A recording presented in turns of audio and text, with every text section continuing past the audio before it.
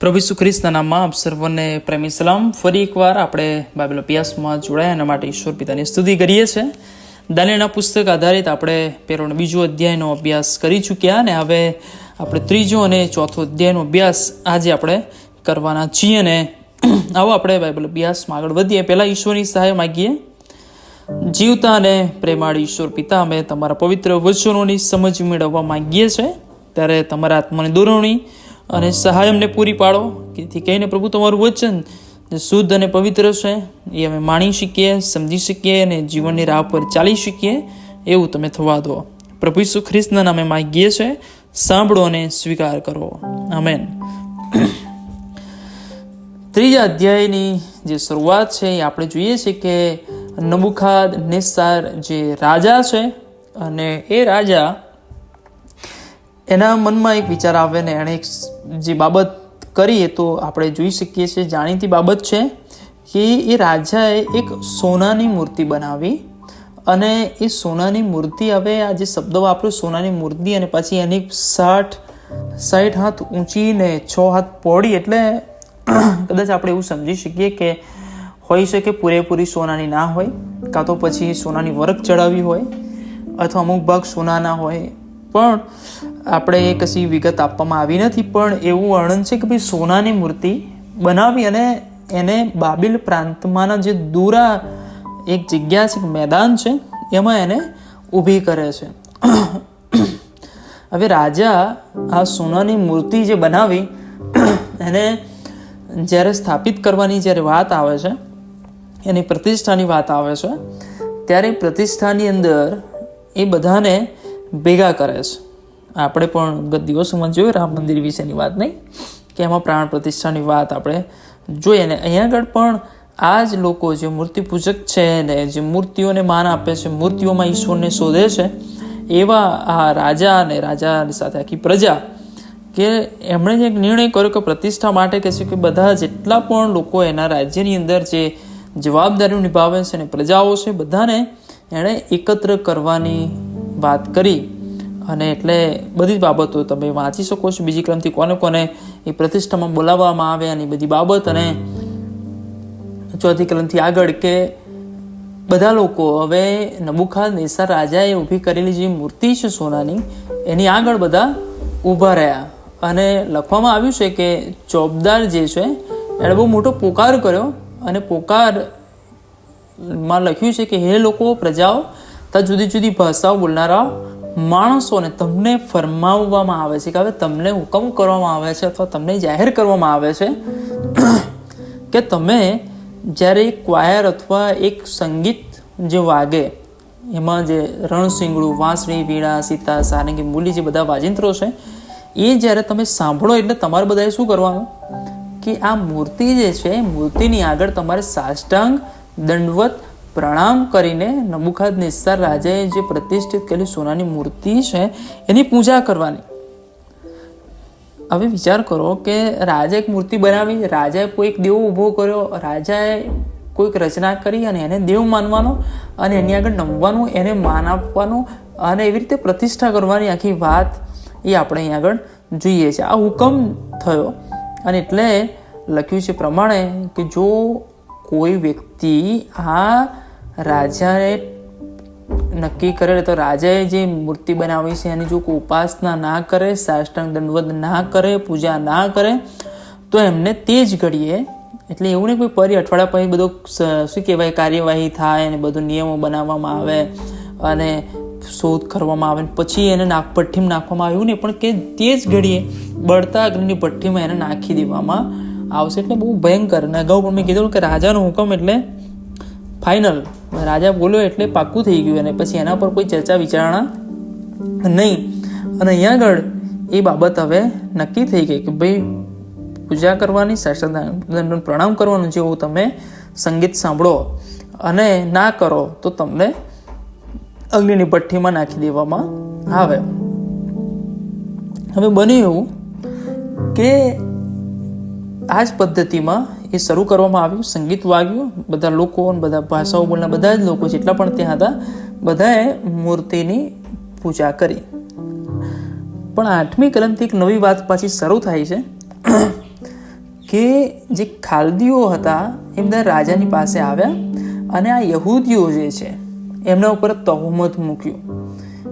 અને તહોમત એવું મૂક્યું કે આખી સ્પષ્ટતા કરી કે ભાઈ આપણે તો નિયમ આવો ઠરાવેલો, આપણે તો આવી વાત થયેલી, આવું ફરમાન કરવામાં આવ્યું હતું, આવું સંગીત વગાડે ત્યારે લોકોએ આવું કરવાનું, દંડવત પ્રણામ કરવાના, બધી બાબતો. પણ કહે છે કે આપણે સાદ્રાક, મેશાક અને અબેદનગો, હનાન્યા, અઝારિયા અને મિશાએલ જે છે, જે યહૂદીઓ છે, એ આપણા બાબેલ પ્રાંતની અંદર એ મોટી જવાબદારીઓ નિભાવે છે, રાજકારભારીઓ ઠરાવેલા છે. પણ આ જ લોકોએ જે તમારા કહેવાય છે પણ એ તમારા નથી ને, એમણે તમારી આજ્ઞાનો અનાદર કર્યો છે અને કહે છે કે આપના દેવોની ઉપાસના એ કરતા નથી અને આપે પ્રતિષ્ઠિત કરેલી સોનાની મૂર્તિ જે છે એની પૂજા એ કરતા નથી. એટલે આ બહુ ભયંકર બાબત કે પોતાના જ વ્યક્તિઓ આવું એનું માન રાખતા નથી. એટલે નબૂકદનેસર કોપાયમાન થયો, ગુસ્સે થયો અને એણે શું કર્યું? એક સારી બાબત એ કે એણે તત્કાલ એક્શન ના લીધી. બાકી લખ્યું છે એવું કે ભાઈ એ જ ઘડી એમને અગ્નિની ભઠ્ઠીમાં નાખવામાં આવે. પણ રાજકારભારીઓને લીધે કદાચ થોડોક નબૂકદનેસર ઢીલો પડ્યો હોય કે ભાઈ એણે શું કર્યું કે ભાઈ એમને હજુરમાં લાવ્યા, બોલાવ્યા અને એમને પૂછ્યું કે શું તમે જાણી જોઈને મારા દેવની ઉપાસના નથી કરતા અને મારી પ્રતિષ્ઠિત કરેલી સોનાની મૂર્તિને પૂછતા નથી? એટલે હું અહીંયા આગળ જે સમજી શકાય એ બાબત કે આ બધા કાવતરા હોઈ શકે. રાજા પણ બુદ્ધિશાળી કે આ બધું ઘણી વખત કાવતરા કરતા હોય, કંઈ બધું એકબીજાને બનતું ના હોય એટલે આવી બધી કમ્પ્લેન કરતા હોય. એટલે હું સીધો એવું કહી દઉં કે ભાઈ તમે જતા રહો અને એમને અગ્નિ ભઠ્ઠીને નાખી દો, એના કરતાં હું પૂછી લઉં એ સારું. અને એટલે કદાચ હોય છે કે રીતે પૂછ્યું. પણ આની અંદર જે બહુ ભયંકર બાબત એ છે કે રાજાએ આવું કર્યું, રાજાએ પૂછ્યું, રાજાએ જણાવ્યું કે જો કે જે હવે ફરી તમે જ્યારે સાંભળો ને કે છે કે રણસિંહનું વાંસળી, વીણા, સિતાર, સારંગી, મુરલી એનો નાદ સાંભળો એટલે તમારે સાટન દાંડવત પ્રણામ કરીને મારી બનાવેલી મૂર્તિને પૂજવા તૈયાર થશો તો ઠીક, અને જો નહીં થાવ તો પછી તમને અગ્નિની ભઠ્ઠીમાં નાખવામાં આવશે. અને એની અંદર એક શબ્દો ઉમેર્યો આ રાજાએ નબૂકદનેસરે, અને એ શબ્દો તેવો છે 15મી કલમનો છેલ્લો ભાગ, અને કે મારા હાથમાંથી તમને છોડાવે એવો દેવ કોણ છે? મારા હાથમાંથી તમને છોડાવે એવો દેવ કોણ છે? એટલે કે પોતાની જાતને દેવ કરતાં પણ બહુ મોટી મનાઈ દીધી એણે. પણ આટલી ભયંકર શબ્દો જ્યારે કોઈ વાપરે ને આટલું ગુસ્સાથી અથવા બોલે કોઈ, તો સામેવાળી વ્યક્તિ ગમે તે હોય પણ એ ટકી શકે નહીં. પણ અહીંયા આગળ 16મી ક્રમથી પણ જે સાદ્રક, મેશક અને અબેદનગો 3 જણા એમણે બહુ બાહુશીથી રાજાને ઉત્તર આપ્યો કે હે નબૂકદનેસર રાજા, આ બાબતમાં અમને ઉત્તર આપવાની અમારે કંઈ જરૂર નથી. કે આ બાબતમાં અમારે તમને જવાબ જ ના આપવો જોઈએ અને ઉત્તર આપવાની અમને કોઈ જરૂર લાગતી નથી. પણ શું કહે છે? અમારો દેવ જેની અમે ઉપાસના કરીએ તેમને બળતા અગ્નિની ભઠ્ઠીમાંથી છોડાવવાને શક્તિમાન છે. એટલે તમે એવું વિચારતા હોય કે આ ભઠ્ઠી અમને બાળી નાખશે અથવા ભઠ્ઠીથી અમે મરી જઈશું, તો તમને એ પણ કહી દઈએ કે અમારો ઈશ્વર એ ભઠ્ઠીમાં અમને છોડાવવાને માટે પણ શક્તિમાન છે. અને શું લખ્યું છે? એ રાજા તે અમને આપના હાથમાંથી છોડાવશે. તમને એવું લાગે છે કે અમારે, હું કહે છે કે મારા હાથમાં દેવ છોડાઈ શકે એવું કોઈ નથી, તો તમને કહી દઈએ કે અમારો ઈશ્વર અમને તારા હાથમાંથી છોડાવશે. અને આગળ લખ્યું છે કે જો નહીં છોડાવે તો પણ, જો કહે છે કે ના છોડાવે તો પણ એ રાજા આપે ખજી જાણવું કે અમે તમારા દેવની ઉપાસના કરીશું નહીં, તેમજ આપે પ્રતિષ્ઠિત કરેલી સોનાની મૂર્તિને પૂજીશું નહીં. કેટલો બાહોશ જવાબ! આમ રૂવાટા ઊભા થઈ જાય કે આટલી શું કહેવાય બાહોશીથી બહુ નિડર રહીને, અથવા એક બંદીવાસ છે, બીજા રાજ્યમાં છે, રાજાના તાબા હેઠળ છે અને એમનું કોઈ વર્ચસ્વ નથી, એમનું કોઈ અસ્તિત્વ નથી, અથવા એમની પાસે કોઈ અધિકાર નથી, એમની કોઈ શું કહેવાય શાખ નથી, અથવા એમના પક્ષમાં ઉભા રહેનાર કોઈ નથી, છતાંય એમના માટે તો એક જ ઊભો છે, એ તો કંઈ સર્વશક્તિમાન ઈશ્વર એ ઊભો છે. વિચાર કરો, હવે વાત એવી હતી કે ભાઈ પૂજા નહીં કરે તો એમને અગ્નિની ભઠ્ઠીમાં નાખવામાં આવશે. પણ અહીંયા આગળ નિયમનો બીજો નિયમ વગરની શિક્ષા એ આપણે 19મી કલમથી આગળ જોઈએ છે કે નબૂકદનેસર રાજાને છે રોમે રોમ ક્રોધ વ્યાપ્યું. કે પહેલાં જ એને 13મી કલમમાં ગુસ્સો આવેલો જે પેલા ખાલદીઓએ કીધું એને લીધે, પણ અત્યારે એને આ સાદ્રક, મેશક, અબેદનગો કે અઝારિયા, હનાન્યા, મિશાએલે જે વાત કરીને એના લીધે કે શબ્દો વાપરે કે રોમે રોમ ક્રોધ વાપરે, એટલે કે એના આખા શરીરમાં એક આમ કંપારી છૂટી, કેમ કે મારું જાણે અપમાન થઈ ગયું એમ. અને એટલે લખ્યું છે કે ત્રણેયની સામે કે છે એના ચહેરાનું સ્વરૂપ આખું બદલાઈ ગયું, એનો હાવભાવ બદલાઈ ગયો. અને એણે તાત્કાલિક શું કર્યું, હુકમ ફરમાવ્યો કે ભઠ્ઠી હંમેશા ગરમ કરવામાં આવતી હતી તેના કરતાં 7 ગણી ગરમ કરવી. અત્યારે એવું નહીં કે ઊભા રહો, હજુ જોઈ લઈએ કરે છે કે નહીં, હજુ નમે છે કે નહીં. પણ એનો શબ્દોથી ખબર પડી કે હવે ફરી તમે વીણા વગાડો, સિતાર વગાડો, ગમે તે વગાડો, ગમે તેટલા તમે ધમપછાણ કરો કે આવા નમવાના નથી. એટલે રાજાએ તો હુકમ કરી દીધો કે ભાઈ હવે એમને અગ્નિની પેઠીમાં નાખો. પણ એમાં લખ્યું છે કે 7 ગણી ગરમ કરવાની. એટલે એવું નથી કે ભાઈ માપીને 7 ગણી કરવાની, પણ આ શબ્દો એક શું કહેવાય એ પ્રમાણે વપરાય છે, કહેવત પ્રમાણે કે ભાઈ 7 ગણી એટલે કે સર્વશ્રેષ્ઠ અથવા એનાથી ઉપર કશું ના હોઈ શકે. અને એટલે 7 ગણી ગરમ કરો, અને જેટલી થાય એટલી ગરમ કરો. અને એટલે આપણે જાણીએ છીએ પ્રમાણે કેટલી ભયંકર રીતે એ ભઠ્ઠીને ગરમ કરે છે. અમે પેલી ભઠ્ઠીમાં મરી જતા, આ ભઠ્ઠીમાં મરી જતા, પણ પેલું રીબાય એને કરતાં આની અંદર વધારે મતલબ એમને તકલીફ પડે એવી ઈચ્છા રાજાની હતી. હવે લખ્યું છે પ્રમાણે કે ત્રણેયને બાંધીને હવે અગ્નિની ભઠ્ઠીમાં નાખવાની વાત. અને એમાં 21મી ગ્રંથ લખ્યું છે એટલે તેઓએ તે માણસોને તેમની ઈજારો, પગડીઓ, જામા તથા બીજા વસ્ત્રો સહિત બાંધીને તેમને અગ્નિની ભઠ્ઠીમાં નાખ્યા. અને આગળ એ જે શબ્દ લખ્યું છે કે રાજાની આજ્ઞા તાકીદની હતી ને ભઠ્ઠી અતિશય જે 7 ગણીની વાત કરી છે કે એટલી બધી ગરમ હતી કે એ લોકોને ત્રણેયને ઉચકીને જે ઉચકીને લાવ્યો હતો એ અગ્નિના ભડકામાં બળીને મરી ગયો. વિચાર કરો, જે ઉચકીને એમને લઈને ત્યાં આગળ નાખવા ગયો એ પણ જીવતો ના રહ્યો, કારણ કે એને બીક હતી કે છેક અંદર તો નાખવા જ પડ્યું તો મરવાય બન્યું. પણ આ તો બે બાજુ, એ બાજુનું ના રહ્યો ને આ બાજુનું ના રહ્યો ને બચ્યો ને મરી ગયો. અને 23મી કલમથી આગળ લખ્યું છે સાદ્રાક, મેશક ને અબેદનગો ત્રણેય જેવા બાંધ્યા હતા ને એવા જ બળતા અગ્નિની ભઠ્ઠીમાં પડ્યા. અને એ જ સમય જેવા પડ્યા એવા જ 24મી કલમ લખ્યું છે કે નબુકદનેસર રાજા અચંબો પામીને એકદમ ઊભો થઈ ગયો અને એના મંત્રીઓને પૂછે કે આપણે 3 માણસોની અંદર નાખેલા, તો કે છે હું આ 4 માણસોને કે અગ્નિમાં છૂટા ફરતા જોઉં છું અને એમને કશું થયું નથી, હરે છે, અગ્નિની અંદર ફરે છે. અને કહે છે કે એ ચોથાનું તો સ્વરૂપ એવું છે કે જે દેવપુત્રના જેવું છે. જો આ એના મુખમાં કદાચ એવા શબ્દો નીકળી ગયા કે દેવપુત્રના જેવું, પણ હકીકત પણ એ જ હતી કે ઈશ્વરનો પુત્ર અથવા દેવ એમની સાથે હતો અને એમને બચાવ્યા.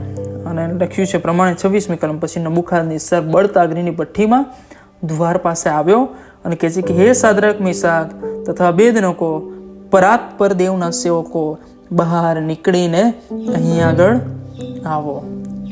જો કેટલી ગજબની બાબત કે જે લોકોને મારી નાખવાની ઈચ્છા રાખી એ મર્યા નથી. રાજાનો એક અહમ હતો કે મારા જેવો બીજો દેવ કોણ છે, અથવા મારાથી છોડાઈ શકે એવો દેવ કોણ છે. આ બધું જ એનું ફેલ જાય છે, તો બધું નિષ્ફળ જાય છે, તો બધા એના શબ્દો એ કોઈ કામના નથી. લખ્યું છે પ્રમાણે કે જ્યારે એ ભઠ્ઠી પાસે આવે છે ત્યારે શબ્દો કે પરાત્પર દેવના સેવકો તમે બહાર નીકળી આવો. અને વાલાઓ, આ જે શબ્દો છે, આ જે વાત છે એ આપણને એ સમજાવે છે કે ઈશ્વર એક એવો મહાન ને પરાક્રમી અને એના લોકો એના ભક્તોને કેવી રીતે સંભાળ રાખે છે. અને જે સાક્ષી આપવામાં આવી છે, જે શબ્દો લખવામાં આવ્યા છે એવું કે જ્યારે એમને બહાર કાઢવામાં આવ્યા ત્યારે એ અગ્નિથી એમના શરીરો ઉપર કોઈ અસર થઈ નહોતી, વાળ બળ્યા નહોતા, કોઈ પણ ઈજારો ને જે અંદર એમની સાથે નાખવા હોય તેમને કોઈ આંચ આવી નહોતી, અને અગ્નિની ગંધ પણ એમના શરીર પર અથવા એમના કપડામાં લાગી નહોતી. એટલે રાજાએ પણ પછી એ બાબતને ધ્યાનમાં લીધી અને કીધું કે એ ત્રણેયના દેવને ધન્ય હો કે જેમણે પોતાના દૂતને મોકલીને પોતાના સેવકો જેઓ તેના પર શ્રદ્ધા રાખતા જેઓને રાજાનું વચન નિષ્ફળ કર્યું છે, એટલે પોતાના દેવ સિવાય બીજા કોઈ દેવની ઉપાસના કે પૂજા ન કરવા માટે પોતાના શરીરનું અર્પણ કર્યું છે, તેઓને છોડાવ્યા છે. જો આ શબ્દો રાજા પોતે કહે છે કે ભાઈ રાજાના જે શબ્દો છે, રાજાની જે વાત છે એ નિષ્ફળ કર્યું છે. આ 3 લોકોએ એના ઈશ્વરે કહે છે કે રાજાની વાતને નિષ્ફળ કરી છે. જો રાજા પોતે હારેલો કે અથવા પોતે હારેલો છે અને એ તો એવા સમયો, રાજાના સમયમાં કે જે લહિયાઓ હોય, જે લખે એ ઇતિહાસ લખે એ રાજાની ફેવરમાં જ લખે, વિરુદ્ધમાં લખી પણ ના શકે. પણ અહીંયા આગળ રાજા પોતે કહે છે કે રાજાનું વચન નિષ્ફળ કર્યું છે અને કહે છે કે આ ત્રણેય લોકોએ જે ભયંકર બાબત કરી કે પોતાના દેવ સિવાય બીજા કોઈની પૂજા નહીં કરવાની, એના માટે પોતાના શરીરોનું અર્પણ પણ કરી દીધું. પણ એ ઈશ્વર એમને બચાવ્યા છે.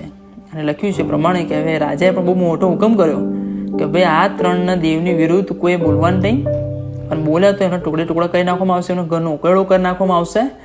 કેમ કે આવી રીતે પોતાના સેવકોને છોડાવી શકે એવો બીજો દેવ કોઈ નથી. જે દેવ કહે કે મારા હાથમાં છોડાવી શકે એવો કોણ છે? પણ લખ્યું છે કે આવી રીતે પોતાના સેવકોને છોડાવી શકે એવો બીજો કોઈ દેવ નથી. એ તો પોતે બડાઈ કરતો હતો, એને પોતાના દેવ પર એને પણ અભિમાન નહોતું કે મારા રાજાના હાથમાંથી પણ એ દેવો છોડાવી શકે. પણ ઈશ્વરે કહે છે કે આ ત્રણેયને છોડાવ્યા. બહુ મોટી સાક્ષી રાજાના મનમાં, લોકોના મનમાં અને આખા નગરમાં અને આખા રાજ્યમાં એ જાહેર કરી. અને રાજાએ પછી લખ્યું છે પ્રમાણે કે બાબેલ પ્રાંતમાં વધારે ઊંચી પદવી છે. પહેલાં તો રાજકારભારીઓ હતા જ, પણ હવે એનાથી પણ વધારે ઊંચી પદવીએ ઈશ્વરે એમને ચડાવ્યા. હવે આ બધું શું જણાવે છે આપણને? એ શીખવે છે કે ઈશ્વર, આપણો રાજા, આપણો પ્રભુ ખાલી કહેવા માટે આપણી સાથે છે એવું નથી, અથવા એ આપણને છોડાવે, બચાવે છે એવું ખાલી કહેવા માટે નથી, પણ ઈશ્વર ખરેખર આપણા દુઃખમાં એ આપણા સહભાગી બને છે અને આપણને એ તકલીફમાંથી છોડાવે છે. બંનેનો આપણને પ્રતીતિ થાય છે કે ઈશ્વર જ્યારે એ લોકો અગ્નિમાં હતા ત્યારે ઈશ્વર એમની સાથે અગ્નિમાં હતો અને ઈશ્વર એમને છોડાવ્યા, ઈશ્વર એમને બચાવે. એ બાબત આપણે અહીં આગળ જોઈ શકીએ છીએ. ચોથા અધ્યાયમાં આપણે જે બાબત જોઈએ છે કે હવે રાજા એક સાક્ષી આપે છે. તો રાજા પોતાના જીવનની અંદર એક ઘટના બની એનું એક વર્ણન કરે છે અને એની અંદર પણ ઈશ્વરનો મહિમા આપણે જોઈ શકીએ છીએ કે રાજા એના જીવનની એક સાક્ષી એના જીવનમાં જે બની છે કે એને એક સ્વપ્ન આવેલું અને એ સ્વપ્નથી ગભરાઈ ગયેલો. અને આ છે જે વાત છે એ બધા લોકોને કહે છે. ચોથા દિન પહેલી 1-3 કલમ વાંચો, તમને ખબર પડશે કે પૃથ્વી પર રહેનાર સર્વ લોકો, પ્રજાઓ, હર કોઈ ભાષા બોલનાર માણસો, તમને નબુખાદનેસ્સર રાજા તરફથી અધિકાધિક શાંતિ હો. અને પછી એ બધી બાબત લખે છે અને એને ઈચ્છા થઈ કે બધાને જણાવું કે શું બાબત બની. અને એટલે એ લખે છે કે ભાઈ મને વિચાર આવ્યો, મને મારા પલંગ પર જે સંદર્શનો થયા મને ગભરાઈ નાખ્યો, મને બીવડાવી દીધો. કારણ કે એને જે સંદર્શન થયું હતું, એને જે સ્વપ્ન આવ્યું, જે વિચાર આવ્યો એ બહુ ભયંકર હતો. અને એટલે એણે પ્રયત્ન પહેલાં એ કર્યો કે મને બાબેલના જે જ્ઞાનીઓ છે એ મને મારા સ્વપ્નનો ખુલાસો કરે. એટલે એણે જાદુગરો અને બધા મંત્ર વિદ્યા જાણનારા ખાલદીઓ અને જોશીઓ અને બધાને બોલાવ્યા અને એમણે આગળ રાજાએ બધી વાત પણ કરી, સ્વપ્ન કીધું, પણ એ લોકો ખુલાસો કરી શક્યા નહીં. પણ હવે 8મી કલમમાં લખ્યું છે કે દાનિયેલ, જો આ રાજા સાક્ષી આપે છે કે દાનિયેલ, અને શું શબ્દો વાપરાય કે જેનું નામ મારા દેવના નામ પરથી બેલ્ટશાસ્સાર પાડ્યું હતું ને જેનામાં પવિત્ર દેવનો આત્મા છે, તે મારી હજુરમાં આવ્યો ને મેં આ પ્રમાણે તેની આગળ તે સ્વપ્ન કહ્યું. જો અત્યારે દાનિયેલ શબ્દ વાપરે છે અને પછી શબ્દ પણ વાપરે છે મેં મારા દેવના નામ પરથી એનું નામ પાડ્યું છે. અને લખ્યું છે, સાક્ષી પણ આપે છે કે આ દાનિયેલની અંદર પવિત્ર દેવનો આત્મા છે. અને લખ્યું છે કે એની આગળ આ સ્વપ્ન કીધું અને કહે છે કે હે બેલ્ટશાસ્સાર મુખ્ય જાદુગર, કારણ કે એને મુખ્ય જાદુગર નહોતો એ દાનિયેલ, પણ બધા જે જ્ઞાનીઓ અને જાદુગર બધા છે એનો મુખ્ય બનાવેલો, એટલે એને મુખ્ય જાદુગર તરીકે એને બોલાવે છે અને ખુલાસો બધો કહેવાની વાત કરે છે. અને જે આખું સ્વપ્ન જે બાબત હતી, એક બાબત એટલી હતી કે એણે પૃથ્વીની મધ્ય ભાગમાં એક ઝાડ જોયું, ઝાડની ઊંચાઈ બહુ હતી, ઝાડ બહુ વધ્યું અને જેની ટોચ છે ગગન સુધી પહોંચી અને પૃથ્વીને છેડેથી એ નજરે પડતું હતું અને પાંદડા સુંદર ફળ લાગ્યા હતા, બધાને ખોરાક એ પૂરો પાડતો હતો ઝાડ, અને વંચર પશુઓ એની છાયામાં બેસતા હતા, ખેચર પક્ષીઓ ડાળીઓમાં વસતા હતા અને સઘળાથી તેનું પોષણ થતું હતું. અને કહે છે કે મારા પલંગ ઉપર મારા મગજના સંદેશોમાં જોતો હતો એટલામાં જ એક જાગૃત રહેનાર પવિત્ર પુરુષ આકાશમાંથી ઉતર્યો કહે છે અને એણે કાંટો પાડીને ઝાડને કીધું કાપી નાખો, ડાળીઓ કાપી નાખો, પાંદડા વિખેરી નાખો, બધું ફળો વિખેરી નાખો, જાનવરો તે નીચેથી ને પક્ષીઓ તેની ડાળીમાંથી નાસી જાય તો પણ તેનું ઠૂંઠું કહે છે ખાલી જમીનમાં રહેવા દેવાનું. અને વનના કુમળા ઘાસમાં લોઢાના પિત્તળના બંધથી એને બાંધીને રહેવા દો અને ઝાકળથી પલળવા દો. અને પશુઓ સાથે પૃથ્વી પરના ઘાસમાંથી તેને હિસ્સો મળે. અને એનું માણસનું હૃદય બદલાય ને પશુનું હૃદય તેને આપવામાં આવે અને એ પ્રમાણે તેને માથે 7 કાળ વીતે.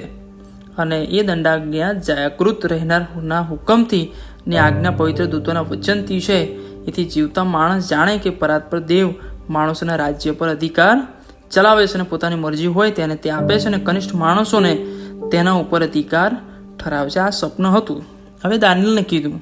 એટલે દાનિયેલને જ્યારે આ સ્વપ્ન કહેવામાં આવ્યું, દાનિયેલ તો રાજાએ કહે છે કે એની પાસે પવિત્ર આત્મા છે દેવનો, અને એટલે એને જ્યારે આ સાંભળ્યું ત્યારે લખ્યું છે કે એ થોડી વાર માટે સ્તબ્ધ થઈ ગયો, કારણ કે સ્વપ્ન બહુ ભયંકર હતું અને કહે છે કે એના વિચારોથી ગભરાઈ ગયો. હવે કેવું છે કે એ સમયમાં રાજાને આગળ કોઈ ખોટા દુઃખના સમાચાર લઈને આવે અથવા રાજાની વિરુદ્ધના સમાચાર લઈને આવે તો રાજા એને મારી નાખે અથવા એને શિક્ષા કરે અથવા એનો નાશ થાય. એટલે રાજાએ સમજી ગયો કે ભાઈ કંઈક એવી બાબત છે કે જે અઘરી છે. અને એટલે રાજા કહે છે કે બેલ્તશસ્સર, સ્વપ્ન સંબંધી કે તેના ખુલાસા સમય તું ગભરાઈશ નહીં, તને કશું હું નહીં કરું. અને કહે છે કે બેલ્તશસ્સર ઉત્તર આપ્યો કે હે મારા સ્વામી, એ સ્વપ્ન કે આપના દ્વેષીઓને અથવા તેનો ખુલાસો આપના વ્યારીઓને લાગુ. હું તો હવે જે કહેવાનો છું, જે કહીશ એ તો હું ઈચ્છતો નથી કે તમારા માટે થાય, પણ તમારા દુશ્મનો માટે, તમારા વેરીઓ માટે થાય.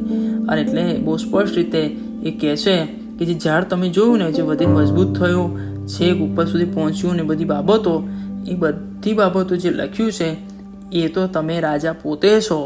જે ઝાડ જે છે બળવાન થયું ને આપણું મહત્વ વધીને આકાશ સુધી પહોંચ્યું ને આપણી હુકુમત પૃથ્વીના છેડા સુધી પહોંચી. અને લખ્યું છે પ્રમાણે કે વળી એક જાગૃત રહેનાર પવિત્ર પુરુષના આકાશમાં તો જો ને તે તમે જે બધું જોયું એ તો એ છે કે મારા સ્વામી રાજા પોતે જે આવ્યું છે તે તો પરાત્પર દેવનો હુકમ છે, ઈશ્વરનો હુકમ છે. અને એટલે કે આપને માણસોમાંથી હાંકી કાઢવામાં આવશે અને આપનો વાસ વંચર પશુઓ સાથે થશે. બળદની પેઠે આપ તમારે ઘાસ ખાવું પડશે અને આકાશનું જે ઝાકળથી તમે પલળશો અને આપને માથે 7 કાળ વીતશે. અને આપ જાણશો કે પરાત્પર દેવ માણસોના રાજ્ય ઉપર અધિકાર ચલાવે, જેને જે ચાહે તેને તે આપે છે, ત્યાં સુધી એ પ્રમાણે આપને માથે વીતશે. અને પછી જે ઝાડનું ઠૂઠું છે એ દેવની આજ્ઞા હતી કે આપ સમજવાનું કે એ આકાશનો અધિકાર ચલાવે છે.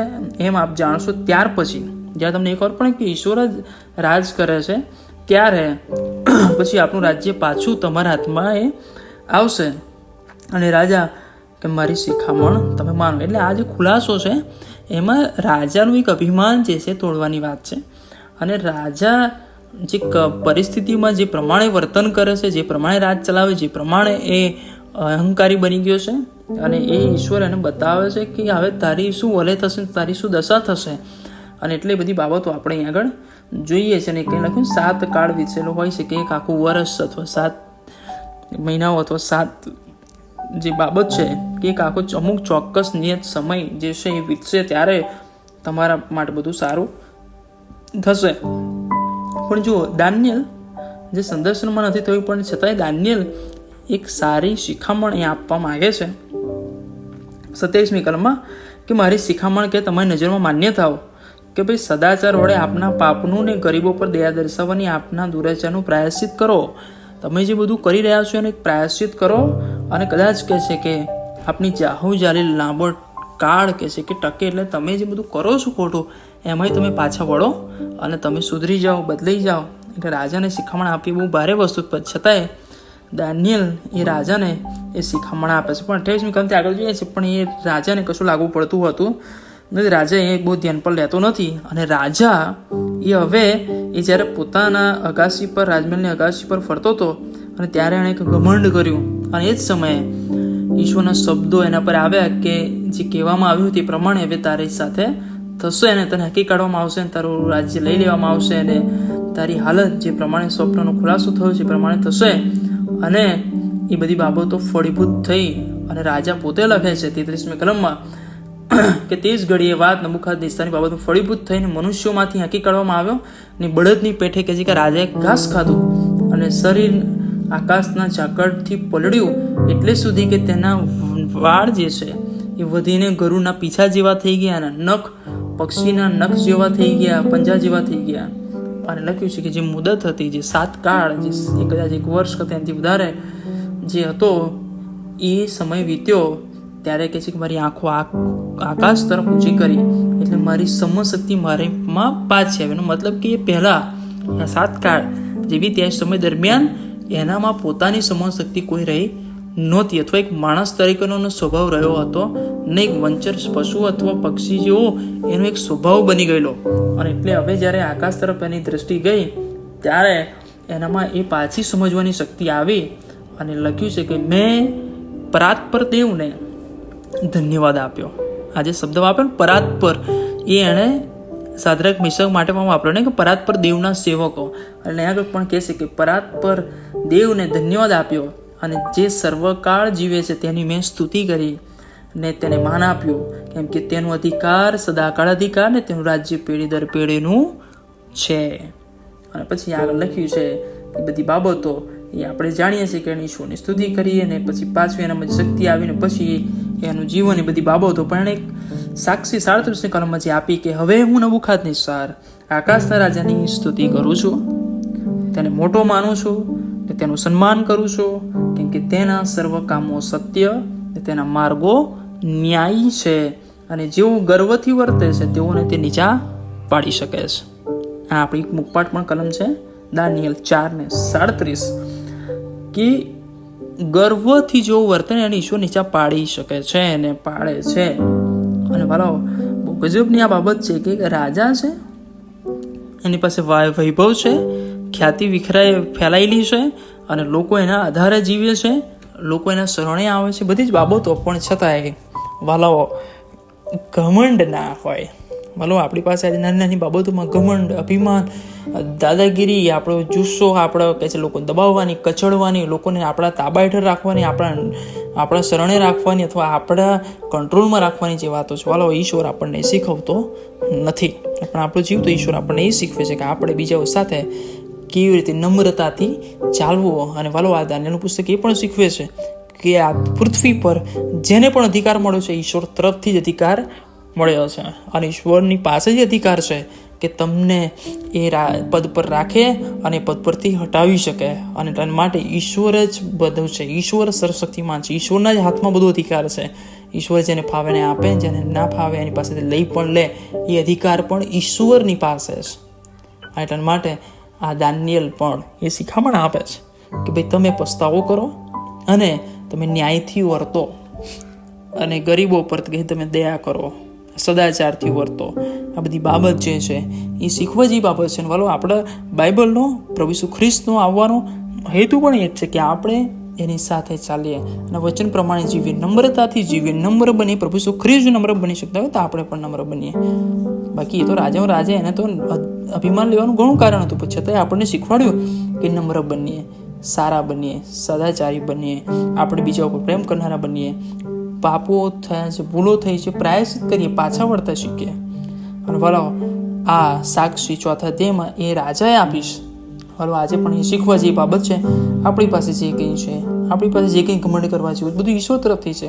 એટલે ઈશ્વરના મહિમાના માટે આપણે ઉપયોગ કરીએ, એની ઈચ્છાઓ પૂરી કરીએ, એના વચન પ્રમાણે આપણે જીવીએ. પ્રભુ આ વચનો સમજવા, અભ્યાસમાં આગળ વધવા આપણને સહાયની મદદ કરે. પ્રાર્થના કરીએ. અમારા જીવતા ઈશ્વર, અમે આ 2 અધ્યાયમાં એ જોઈ શક્યા કે તમે અમારા દુઃખમાં પણ સહભાગી બનો છો, એ દુઃખમાંથી છોડાવો પણ છો, અધિકાર પણ તમે આપો છો અને અધિકાર લઈ લેવાનો અધિકાર પણ તમને છે. અને પ્રભુ તમે ઈચ્છો છો કે અમે જે પરિસ્થિતિમાં જેવા છીએ અને જે પણ અમને મળ્યું છે એમાં પ્રભુ નમ્રતાથી, અમે સાદગીથી અને તમને પસંદ પડ્યું જીવન જીવીએ. અમે અભિમાન કરનારા, બડાઈ કરનારા ના બનીએ. અને પ્રભુ અમે તમારા વચન પ્રમાણે આશીર્વાદિત થઈએ. અને પ્રભુ તમે ક્યારેય અમને એકલા મૂકતા નથી અને પ્રભુ તમે અમને ક્યારેય મૂકી દેતા નથી. અમારી ચિંતા કરો છો, અમારી સાથે રહો છો, એના માટે પણ આભાર માનીએ છીએ. આ તમારા વચનના પ્રકાશને માટે આભાર માનતા પ્રભુ ઈસુ ખ્રિસ્તના નામમાં માંગીએ છીએ. માટે સાંભળો અને સ્વીકાર કરો. આમેન. હવે આપણા તારનાર પ્રભુ ઈસુ ખ્રિસ્તની કૃપા, દેવ બાપનો પ્રેમ, પ્રભુ પવિત્ર આત્માની દિવ્ય અને મીઠી સંગત અને એનો અનંતકાળિક આશીર્વાદ આપણો સર્વની સાથે અને તેના સર્વ લોકોની સાથે હમણાંથી તે સદા સર્વકાળ સુધી રહો. આમેન.